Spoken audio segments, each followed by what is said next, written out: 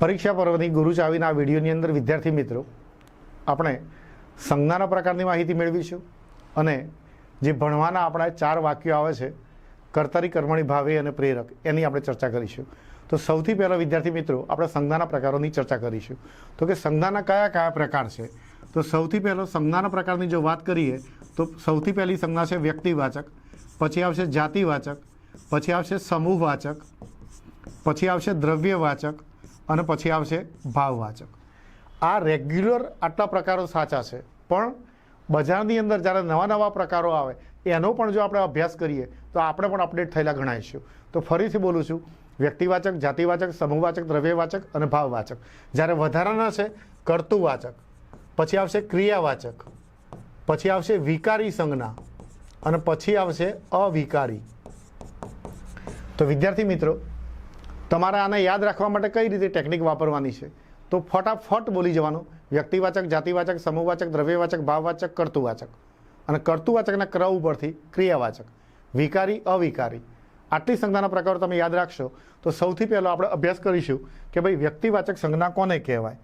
તો એક જ વ્યક્તિ હોય એને વ્યક્તિવાચક સંજ્ઞા કહેવાય। ઉદાહરણ તરીકે પહેલો તો તમારું જે બી નામ હોય એ વ્યક્તિવાચક સંજ્ઞામાં કહેવાશે, યા તો તમારા પપ્પાનું નામ છે અથવા તમારા મમ્મીનું નામ છે એ વ્યક્તિવાચક કહેવાશે। એમ માની લો કે આપણે દેશના માનનીય વડાપ્રધાન નરેન્દ્ર મોદીની વાત કરીએ આપણે તો નરેન્દ્ર મોદી શબ્દ લખીએ તો આ વ્યક્તિવાચક સંજ્ઞા છે, કેમ કે આ એક જ વ્યક્તિ છે અને જે આપણું મગજ તરત જ સર્ચ કરી લે છે। એ જ રીતના જો આપણે એમ બોલીએ કે હિમાલય તો હિમાલય એક જ છે, એ જ રીતના ગંગા એમ બોલીએ તો ગંગા એક જ છે। એ જ રીતે તમે અમિતાભ શબ્દ વાપરો તો અમિતાભ બચ્ચન છે, આપણું મગજ તરત જ સર્ચ કરી લેતું હોય ત્યારે આ વ્યક્તિવાચક સંજ્ઞા કહેવાય। બીજા ઉદાહરણ તરીકે આપણે એક ઉદાહરણ લઈએ કે સુજલ, તો સુજલ નામનો છોકરો છે તો આ જે છે એ વ્યક્તિવાચક સંજ્ઞા છે। હવે જાતિવાચક કોને કહેવાશે? તો આના ઉપરથી જ જો આપણે બુદ્ધિ દોડાવીએ તો નરેન્દ્ર મોદી કોણ છે? તો એ નેતા છે। તો નેતા માત્ર એક જ ના હોય, ઘણા બધા હોઈ શકે। તો ઘણા બધા હોઈ શકે એટલે તરત જ એ નેતાની જાતિ થઈ ગઈ। એ જ રીતના હિમાલય શું છે? તો કે હિમાલય પર્વત છે, તો પર્વત એક ના હોય, એ પણ ઘણા બધા હોય। ગંગા શું છે? તો ગંગા નદી છે। અમિતાભ શું છે? તો કે ભાઈ અમિતાભ એક્ટર છે, તો એક્ટર પણ ઘણા બધા હોઈ શકે। અને સુજલ કોણ છે? તો સુજલ વિદ્યાર્થી છે, તો વિદ્યાર્થી ઘણા બધા હોઈ શકે। તો વિદ્યાર્થી મિત્રો વ્યક્તિવાચક અને જાતિવાચક સંજ્ઞાની આપને ખ્યાલ આવ્યો હશે। ત્યારબાદ કઈ સંજ્ઞા આવશે? તો કે સમૂહવાચક સંજ્ઞા। સમૂહવાચક સંજ્ઞા કોને કહેવાય? જેને તમે ગણી નથી શકતા। અરે સોરી, જો ટોળું છે, જો જાન છે, જો સૈન્ય છે, જો એકથી વધારે લોકોની સંખ્યા, બેથી વધારે લોકોની સંખ્યા જો આવશે તે સમૂહવાચક થશે। સમૂહવાચકનું ઉદાહરણ શું? તો કે ભાઈ વિદ્યાર્થીઓનું ટોળું મેદાનની અંદર રમે છે, જાન માંડવે આવી ગઈ, તો જાનમાં કોઈ એક જ વ્યક્તિ ના હોય, અસંખ્ય વ્યક્તિઓ હોય છે। એ જ રીતના દેશનું સૈન્ય હોય તો સૈન્યની અંદર ઘણા બધા હોય, તો જ્યારે 2 અથવા તો 2થી વધારે હોય ત્યારે આ સમૂહવાચક સંજ્ઞા બનશે। ત્યાર પછી આવશે દ્રવ્યવાચક સંજ્ઞા। હવે દ્રવ્યવાચક કોને કહેશો? જેને તમે ગણી નથી શકતા એ દ્રવ્યવાચક કહેવાશે। ઉદાહરણ તરીકે તમામ પ્રકારનું અનાજ અને તમામ પ્રકારનું પ્રવાહી, જેને આપણે દ્રવ્યવાચક સંજ્ઞા કહીશું। હવે ઉદાહરણ ફરી આપણે બોલીએ અનાજ, તો અમુક વિદ્યાર્થીઓના મનમાં એમ થાય કે સાહેબ અનાજ તો ગણી શકાય, પણ બજારમાં શું તમે મમરાનું પેકેટ લેવા જાઓ છો તો શું મમરા ગણીને લાવો છો? જ્યારે પેટ્રોલ પુરાવા માટે જાઓ છો ત્યારે તમે એક શબ્દ 1 લીટર પેટ્રોલ 2 લીટર એમ વાપરી શકો, 1 પેટ્રોલ કહેવાશે, 2 પેટ્રોલ કહેવાશે?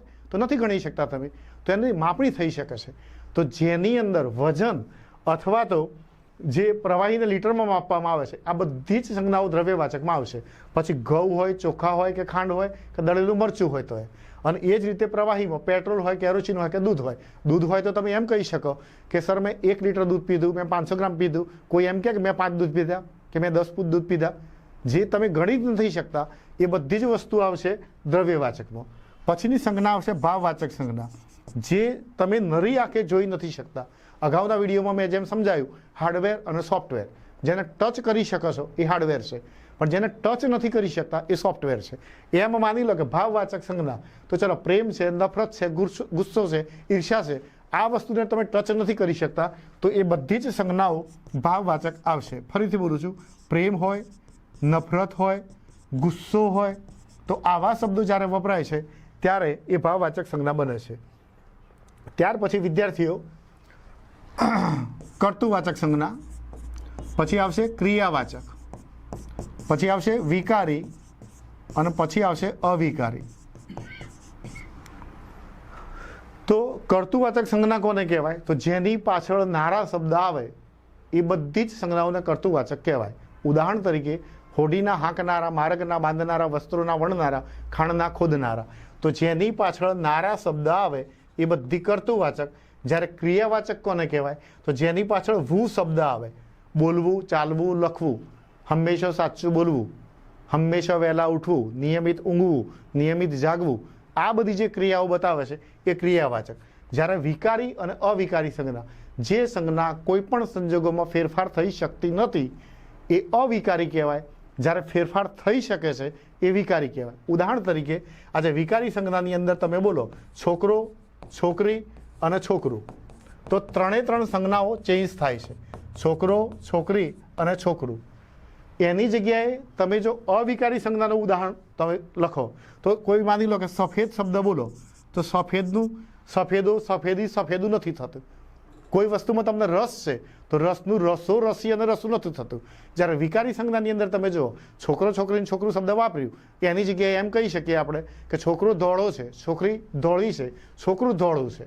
પણ ધોળાની જગ્યાએ તમે સફેદ શબ્દ વાપર્યો તો સફેદો, સફેદી, સફેદું નથી થતું. તો ટૂંકમાં જે સંજ્ઞા ફેરફાર થાય છે એ વિકારી અને જે સંજ્ઞા ફેરફાર નથી થતી એ અવિકારી. વિદ્યાર્થી મિત્રો, આ વાત પત્યા પછી હવે આપણે વાક્યોના પ્રકાર ઉપર જઈશું. તો કે આપણે વાક્યોના કેટલા પ્રકાર ભણવાના છે? તો માત્ર 4 જ પ્રકાર ભણવાના છે. નહીંતર વાક્યોના પ્રકાર તમે જુઓ તો કે કર્તરી, કર્મણી, ભાવે, પ્રેરક, વિધિ, વિધાન, સાધુ, સંયુક્ત, સંકુલ, પ્રશ્નાર્થ, ઉદ્ગાર અને નિષેધ, આ બધા જ વાક્યોના પ્રકાર આવે છે. આપણે માત્ર 4 જ વાક્યો ભણવાના છે. તો સૌથી પહેલું વાક્ય છે કર્તરી વાક્ય, બીજું વાક્ય આવશે કર્મણી વાક્ય, ત્રીજું આવશે ભાવે વાક્ય અને ચોથું આવશે પ્રેરક વાક્ય. વિદ્યાર્થી મિત્રો, કર્તરી વાક્યની અંદર હું સૌથી પહેલાં ઉદાહરણ આપતા પહેલાં એક વાત સ્પષ્ટ કરી લઉં કે તમારે કર્તા શોધવાનો છે. પહેલું ધ્યાન એ રાખવાનું છે કે કર્તરી, કર્મણી, ભાવે, પ્રેરક આ વાક્યોના પ્રકાર છે. જ્યારે કર્તા, કર્મ, કરણ, સંપ્રદાન, અપાદાન, સંબંધ, અધિકરણ, સંબોધન આ વિભક્તિના પ્રકાર છે. તો વાક્યો અને વિભક્તિ છે એ બંનેનું કોમ્બિનેશન કરવાનું છે. તો અહીં કર્તરી વાક્ય રચના માની લો કે હું તમને 2 રીતે સમજાવું. કર્તા હોય, કર્મ હોય પણ ખરું અને ના પણ હોય. તો સૌથી પહેલો માની લો કે એમ કહ્યું કે હું ખાઉં છું, તો એ કર્તરી વાક્ય છે. કોણ કર્તા શોધવા માટે 2 જ પ્રશ્ન પૂછવાના છે, કોણ અને કોણે. કોણ અને કોણેથી પ્રશ્ન પૂછશો, જે જવાબ મળશે એ કર્તા. હવે આમાં તમે પ્રશ્ન પૂછો કે કોણ ખાય છે તો જવાબ આવશે કે હું ખાઉં છું. પણ એ ખ્યાલ નહીં આવે કે હું શું ખાઉં છું. હવે એ શું ખાઉં છું એ શોધવું હોય તો એ કર્મની અંદર આવશે. તો કર્મની અંદર આપણે 2 પ્રશ્નો પૂછવાના છે, શું અને કોને. તો ફરીથી સ્પષ્ટ કરું છું કે કોઈ પણ વાક્યમાં કર્તા શોધવો હોય તો 2 પ્રશ્નો, કોણ અને કોણે. કર્મ શોધવું હોય તો ફરી 2 પ્રશ્નો, શું અને કોને. તો વિદ્યાર્થી મિત્રો, હું ખાઉં છું એ ખબર પડે છે પણ હું શું ખાવું એ ખબર નથી પડતી. પણ જો બીજા વાક્યની અંદર આપણે એમ લખીએ કે હું ચીકુ ખાઉં છું તો તરત ખબર પડશે કે સાહેબ ચીકુ ખાય છે. જ્યારે આ 2 વાક્યો લખ્યા તો આની અંદર હું છે એ કર્તા છે, આની અંદર ચીકુ છે એ કર્મ છે, આની અંદર માત્ર કર્તા છે, આમાં કર્મ નથી. હવે ધ્યાન આપણે અત્યારે એ જગ્યા ઉપર આપવાનું છે કે જે વાક્યમાં કર્મ હોય એનું જ કર્મણી બને, જ્યાં કર્મ નથી એનું ભાવે વાક્ય બનશે અને બધા જ વાક્યોના પ્રેરક બનશે. પણ અત્યારે આપણું ફોકસ કર્મણી અને ભાવે ઉપર. હવે વિદ્યાર્થી મિત્રો, જો તમે શબ્દો વાપરો કે હું ખાઉં છું તો એનું કર્મણી નહીં પણ ભાવે બનશે, મારાથી ખવાય છે. ફરીથી બોલું, હું ખાઉં છું તો મારાથી ખવાય છે. જ્યારે હું ચીકુ ખાઉં છું તો એ જ શબ્દનો પ્રયોગ પણ એની અંદર કર્મ આવી જશે કે મારાથી ચીકુ ખવાય છે. અને પ્રેરક વાક્ય બનાવવું હોય તો એ બીજા પાસે કામ કરવાનું છે. તમે સાદી રીતે પણ કરાવી શકો અને કર્તાના ઉમેરી પણ બનાવી શકો છો. તો આપણે બંને ઉદાહરણો જોઈશું કે હું ખાઉં છું તો એનું સાદું તમે પ્રેરક બનો તો હું ખવડાવું છું. હું પોતે ખાઉં છું પણ હું બીજાને ખવડાવું છું. અને એ જ વસ્તુ બીજી રીતે બનાવવી હોય તો હું ખાઉં છું તો કે હુંનું મને થઈ જશે મમ્મી મને ખવડાવે છે.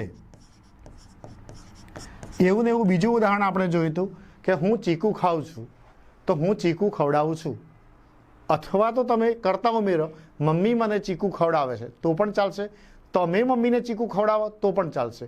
મૂળ શબ્દ એટલો યાદ રાખવાનો છું કે ખાવું તો ખવડાવવું, પીવું તો પીવડાવવું. મતલબ પ્રેરક વાક્યની અંદર આવ, ડાવ, રાવ અને ધાવ આવા શબ્દો પાછળ આવશે.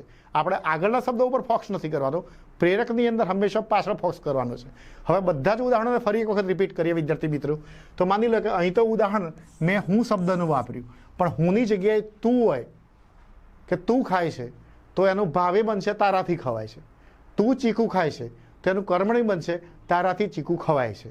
જ્યારે તું ચીકુ ખાય છે એનું આપણે પ્રેરક બનાવવું હોય તો તું ચીકુ ખવડાવે છે, તું ખાય છે તો તું ખવડાવે છે. આટલો જ આ ડિફરન્સ છે. ફરીથી વિદ્યાર્થી મિત્રો આ વાતને ફરી એક વાર સ્પષ્ટ કરી લઉં કે કર્તરી વાક્ય તો એમાં કમ્પલસરી કરતા હોય જ, કર્મ હોય પણ ખરું અને ના પણ હોય. જ્યારે કર્મણી વાક્ય છે એમાં કમ્પલસરી કર્મ જોઈએ. ત્રીજું ભાવે વાક્ય છે તો ભાવે વાક્યની અંદર કર્મ હોય જ નહીં. ડિફરન્સ છે કર્મણી અને ભાવે વચ્ચે તો કે કરતા ભલે હોય પણ કર્મણીમાં કર્મ જ હોય, ભાવેમાં કર્મ ના હોય. કર્તરીમાં કમ્પલસરી કરતા હોય અથવા તો પ્રશ્ન પૂછો એમ જ જવાબ હોય. એટલું કોમન સેન્સ આપણે પોતાની જાતે દોડાવવાનું. નહીંતર અમુક વ્યક્તિ એવા હોય સ્ટેશન ઉપર જઈને પૂછે કે 1:30 વાગ્યાની બસ કેટલા વાગે ઉપડે, તો એને એટલી ખબર હોવી જોઈએ કે 1:30 વાગ્યાની બસ 1:30 વાગે જ ઉપડવાની હોય. બીજો જઈને પૂછે કે સાહેબ 2:15ની બસ કેટલા વાગે ઉપડશે, નહીં તો કંટ્રોલર એમ કહે છે કે 2:15ની બસ 2:15 ઉપડશે, તો કે ના કે ખોટી વાત, કે કાલ તો 3:45 મિનિટ વાર હતી ઉપડી. હવે આવા માટે કોઈ દવા નથી એમ. પણ ટૂંકમાં આપણને આ કર્તરી, કર્મણી, ભાવે અને પ્રેરક ચારે વાક્યનો ખ્યાલ આવી ગયો છે. છતાં પણ આપના સૂચનો આવકારીએ છે.